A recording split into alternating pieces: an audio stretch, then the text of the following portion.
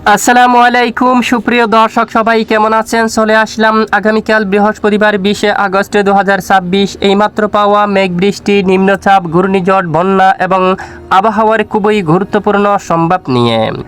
ইতিমধ্যে দেশ থেকে কেটে গেল নিম্নচাপের প্রভাবে, তবে আগামী 24 থেকে 48 ঘন্টায় ফের বাংলার কিছু কিছু জেলার উপর বিক্ষিপ্ত আকারে মেঘ বৃষ্টি নিয়ে দুঃসংবাদ দিল আবহাওয়া অধিদপ্তর।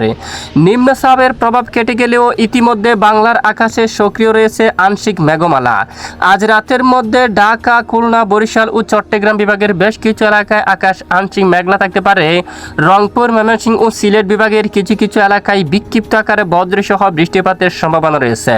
প্রিয় দর্শক, আজ এবং আগামীকাল আগামী এক সপ্তাহ পর্যন্ত কেমন থাকতে পারে দুই বাংলার আবহাওয়ার পরিস্থিতি, কোন কোন জেলা হতে পারে ভারী বৃষ্টি, বঙ্গোপসাগরে নতুন কোনো নিম্নচাপ তৈরি হওয়ার আশঙ্কা আছে কিনা, একটানা ভারী বর্ষণ বা বন্যার পরিস্থিতি তৈরি হওয়ার সম্ভাবনা আছে কিনা, তা সম্পূর্ণ বিস্তারিতভাবে জানিয়ে দেওয়া হবে সম্পূর্ণ ভিডিওটির মাধ্যমে। তো ভিডিওটি না টেনে শেষ পর্যন্ত দেখবেন। ভালো লাগলে একটি লাইক করে চ্যানেলটি সাবস্ক্রাইব করে পাশের বেল বাটনে ক্লিক করে রাখবেন। আর ভিডিওটি কোন জেলা থেকে লাইভ দেখছেন কমেন্ট করে জানিয়ে দিবেন।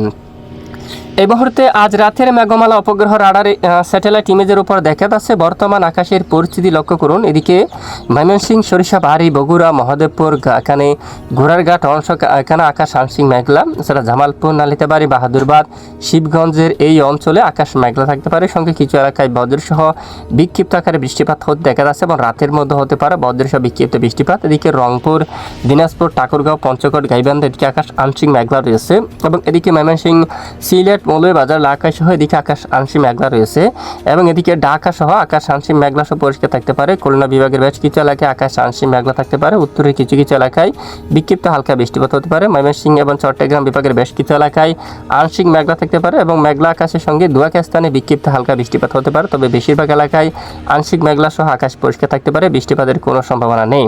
এবং রাতের দিকে এদিকে আরামবাগ এবং বর্ধমান, শান্তিপুর, চন্দ্রনগর, কলকাতা, কোলাঘাট এবং খড়গপুর, বাঁকুড়া, পুরুলিয়া, দুর্গাপুর আকাশ আংশিক মেঘলা হতে পারে, বৃষ্টির সম্ভাবনা খুবই কম। ওদিকে বঙ্গোপসাগরের দিকেও যদি আমরা একটু দেখি, প্রায় এদিকে আকাশ প্রায় পরিষ্কার রয়েছে। বঙ্গোপসাগর থেকে সতর্ক সংকেত তুলে নেওয়া হয়েছে। তো দেখুন ইতিমধ্যে কোনো সতর্ক সংকেত নেই। তো ইতিমধ্যে যদি আমরা একটু মেঘ বৃষ্টির আপডেটে যাই, আগামীকাল বৃহস্পতিবার 20 আগস্ট বিশেষ করে সারা দেশের বেশ কিছু এলাকায় আংশিক মেঘলা নিয়ে আকাশ পরিষ্কার থাকতে পারে। দেশের কিছু এলাকায় সক্রিয় থাকতে পারে মেঘমালা এবং একই সঙ্গে দু এক এলাকায় হালকা বিক্ষিপ্ত বৃষ্টিপাত হতে পারে বিকেলের দিকে।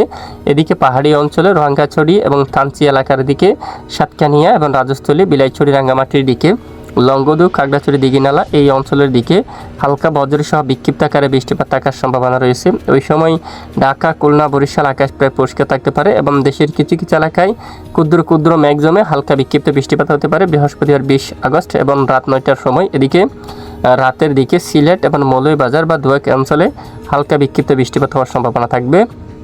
এরপর শুক্রবার 21 আগস্ট বিশেষ করে উত্তরাঞ্চলের জেলাগুলোর উপর সিলেটের উত্তর দিকে চাতকবাজার এবং বিশনবাপুর, পেনারবাগ, চিরাপুঞ্জির দিকে এবং বাগমারা, নেত্রীগুনা, ফুলপুর, নালিতাবাড়ি এই অঞ্চলে হালকা বজ্রসহ বিক্ষিপ্ত আকারে বৃষ্টিপাত হওয়ার সম্ভাবনা রয়েছে।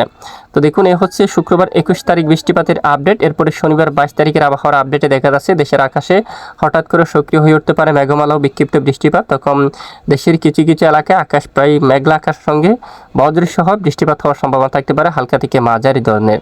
তো এ হচ্ছে মূলত বৃষ্টিপাতের আপডেট। এরপরে যদি রবিবার 23 আগস্ট দেখা যায়, এদিকে পশ্চিমবঙ্গ সহ এবং বাংলাদেশের একেবারে দক্ষিণ পশ্চিমাঞ্চলের জেলাগুলোর উপর এদিকে জিয়ানগর, মাজিলপুর, গোচাবা এবং হালদিবাড়ি, সুন্দরবন সহ শিবনগর, সাতক্ষীরা এদিকে কিছুটা হালকা মাঝারি ধরনের বৃষ্টিপাতের সম্ভাবনা রয়েছে। তো এবার যদি আমরা একটু সরাসরি চলে যাই বৃষ্টির পরিমাণ মোডে, তো দেখা যাচ্ছে পরের 5 দিনের আবহাওয়ার রিপোর্টে দেশের উত্তরাঞ্চলে কিছুটা বৃষ্টিপাতের সম্ভাবনা বেশি রয়েছে। সিলেটের এদিকে পরের 5 দিনে দেখুন হালকা মাঝারি প্রায় যদি আমরা একটু মেপে দেখি প্রায় 100 মিলিমিটার উপরে কিন্তু বৃষ্টিপাতের সম্ভাবনা থাকবে।